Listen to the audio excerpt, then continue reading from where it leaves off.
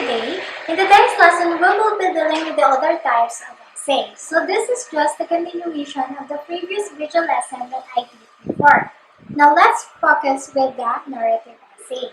When we say narrative essay, it pertains to writing connected with personal experience. So here, the writer's main goal is to narrate. Now let's read a sample narrative essay. Best Friends for Life. It was the 4th of July and the summer heat was as blistering as ever in New Mexico. Lily Ann, Daniela, and I, the three best friends, set out to go on a girly picnic as we would every year since we were 9 years old. I had done all my chores and packed the picnic basket the night before, so as soon as I brushed my teeth and had a coffee, I was ready to dress up and go have a good time with my besties. I took my beat-up Cherokee and sped down the street to meet up with Daniela. We would pick Lily Ann later.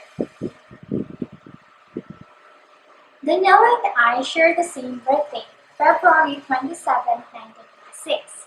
Our moms were also best friends from high school.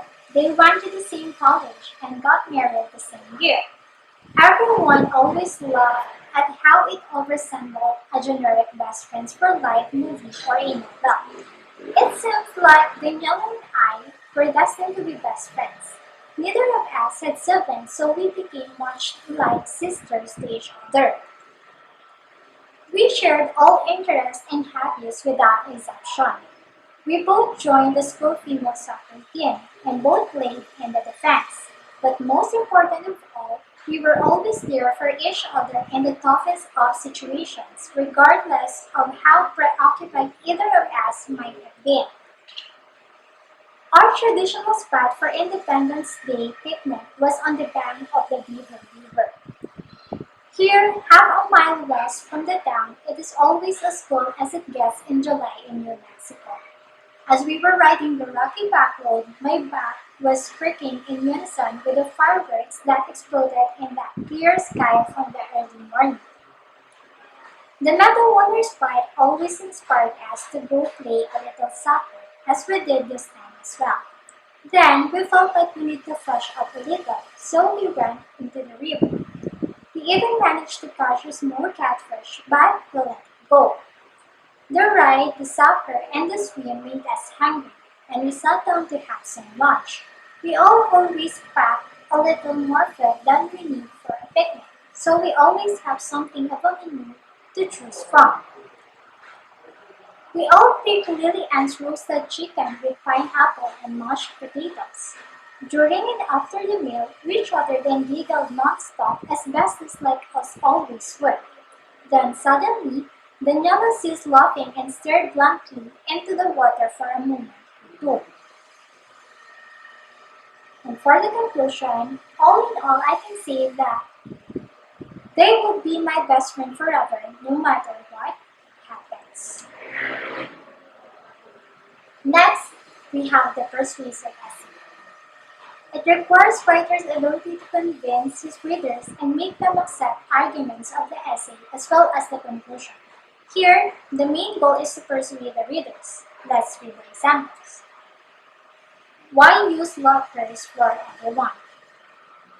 What would you think if you had to put your personal belongings in a crate and every time you turn around something of yours was stolen?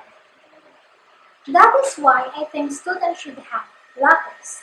To protect their things, keep their things somewhere clean, and so they won't have to complain about carrying everything at once.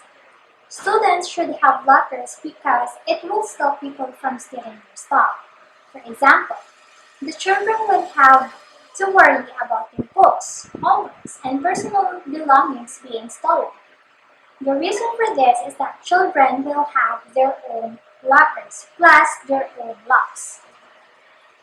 In addition, the reason why I think students should have lockers is students won't complain about carrying everything at once. Why carry books every day if you can avoid this by having your own locker? In conclusion, students should have lockers that will create a safe place for students to secure their belongings and for them to avoid complaining and carrying things at once. Next, we have the argumentative essay.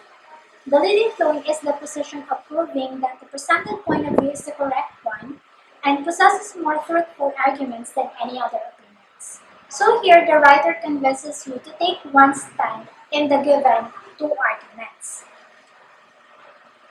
Next is the critical essay. It presents an objective analysis of a certain text, like a book, a feature article, news items, or the like. It can either agree or disagree with the work analyzed. Next, we have the compare and contrast essay.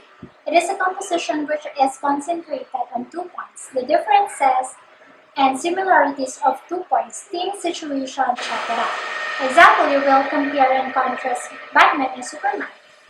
Next, we have cause and effect essay.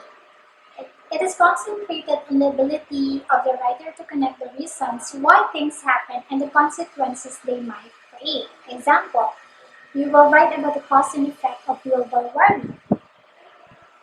Next is the definition essay.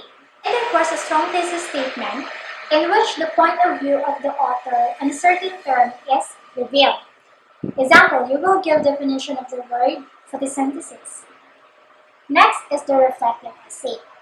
It is aimed to reflect on a personal event or experience of the author, or it allows the readers to reflect on what is written in that essay to be able to share their insights. So that's the end of our discussion. I hope you learned something. Thank you.